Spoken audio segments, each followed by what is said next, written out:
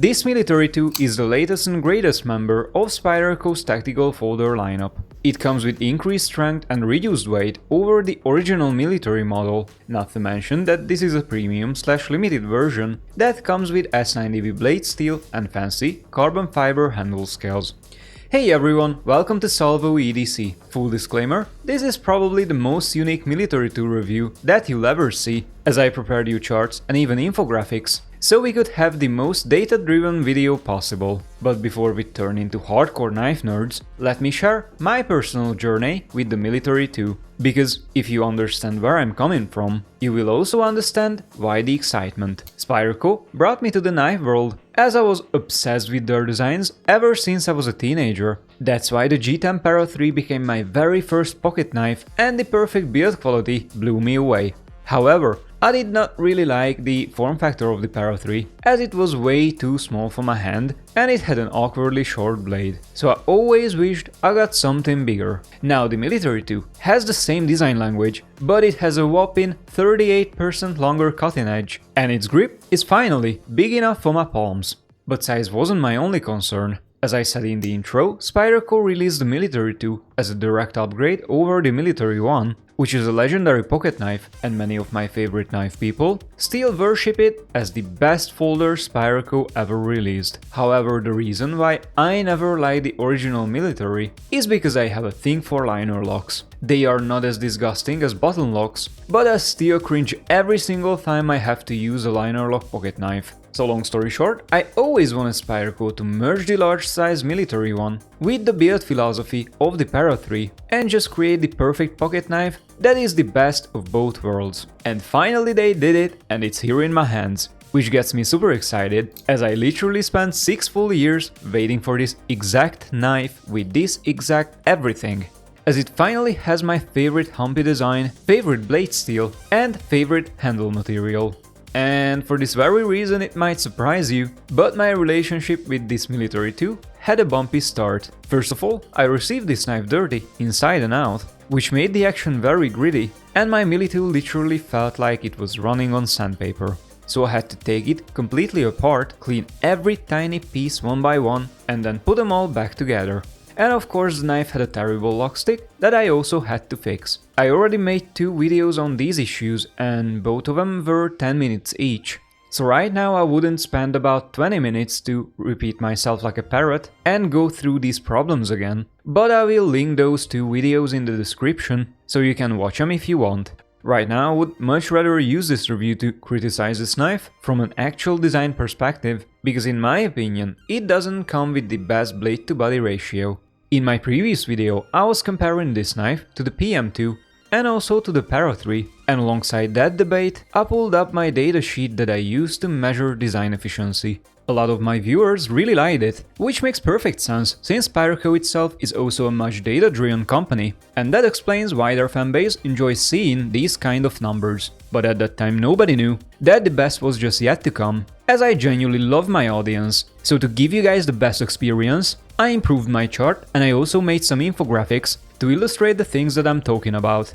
So this is the Spyderco Military 2 up against the Police 4, which is a very common comparison that people usually make, and in this picture we can clearly see that the Police 4 has a longer blade, meanwhile it has a roughly similar grip. However, let me add another interesting knife, the Stretch 2 XL, as it has an extremely similar blade profile, but besides that it comes with a significantly shorter handle, which also results in a better blade to body ratio. Now, after completing this comparison with my charts, it becomes clear that the Police 4 has the longest relative edge compared to its overall size. Meanwhile, the Stretch 2 has relatively the largest blade based on its full length.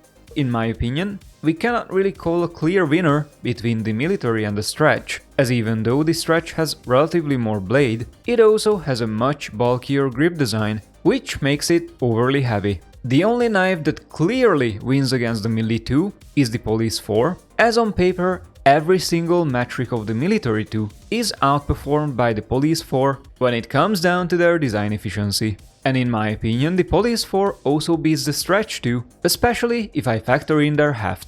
And just in case you were wondering, all the above remains true if we replace the Police 4 Lightweight with the now discontinued Police 4 G10, which is just an older, slightly heavier version. Based on all these metrics, my number one criticism about the Spyderco Military 2 is the terrible blade-to-body ratio.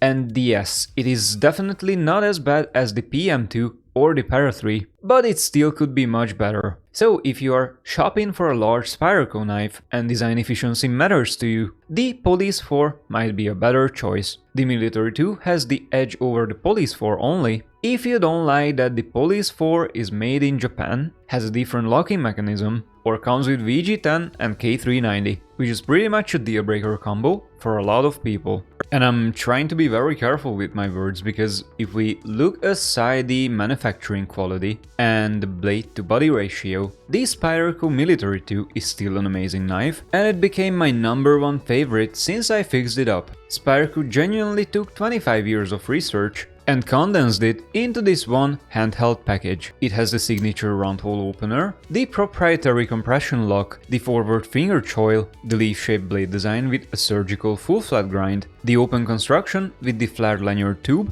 and everything I just mentioned is present on the Military 2 in the best way we have seen them so far. Finally, Spyderco also stepped up the pivot hardware, as this knife now comes with T15 screw heads, just like the Microtech MSI, which is a huge step in the right direction. I also really love the S90V Blade Steel. Spyderco usually drops this steel as a limited edition premium option, with most of their models coming out of Golden, Colorado, USA Earth, and I always wanted to get one.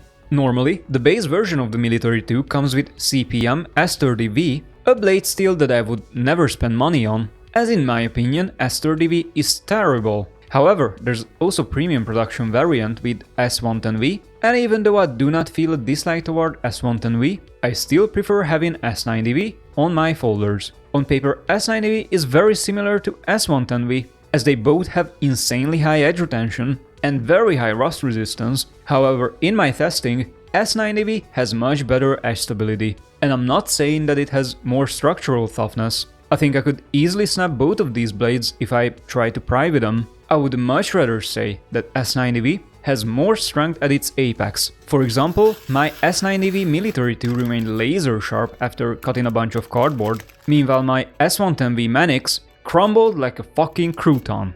So in my experience, it's no question which one's the better steel. It is S90V, and I would pick it over literally everything else, especially with Spyderco's amazing heat treatment. If this blade was a piece of steak, I could say that I got a large portion of my favorite cut, cooked by my favorite chef, and plated with my favorite garnish, as I also love this carbon fiber grip. I think it is the sexiest handle material ever, and to my biggest surprise, this is finally genuine carbon fiber. And I'm saying this because Spyderco had the annoying habit for years that they released the knife with quote-unquote carbon fiber, but in practice the knife scale was made out of G10, and they just put a thin layer of carbon fiber on top of it. Now, in between us, Spyderco still cheated, and these scales are still laminated, which means that they are made out of 2 layers glued together. To be honest with you, I can only guess why they did that. Probably this solution was easier to machine and it was also more cost efficient. But at least we still got a genuine carbon fiber base layer instead of a G10 one, which makes this Military 2 even more special to me. However, just a couple of days before rolling this video, Spyderco released another cool Milli 2 variant with CPM 15V, which is a highly sought after blade material with crazy high edge retention. And if I wasn't an S90V absolutist, I would have probably bought that other one, because that steel to me is super exciting.